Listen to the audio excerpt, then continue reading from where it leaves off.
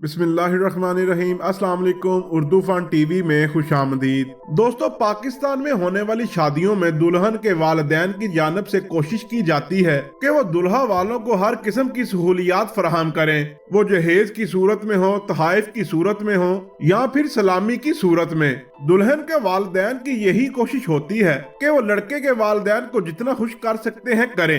एक ऐसा ही वाकया पेश आया है समड़ियाल में, जहां एक दुल्हन के वालिदैन ने तोहफे का अंबार लगा दिया। शादियों में नित नए रिवाज और रस्में तो आप लोगों ने सुनी होंगी, लेकिन समड़ियाल में इस अनोखी शादी ने सबको हैरान ही कर दिया। समड़ियाल के इलाके जेठीके में दुल्हन को जहेज में दो ऊँटनियां, 2 भैंसें, 2 गाय, 2 ही बेड़े, 2 बकरियां, 2 खरगोश, 2 मुर्गियां, 2 बतखें और कई हलाल जानवरों के जोड़े तोहफे में दिए गए। और इन तमाम हलाल जानवरों के साथ इन जानवरों के 2 बच्चे भी शामिल थे।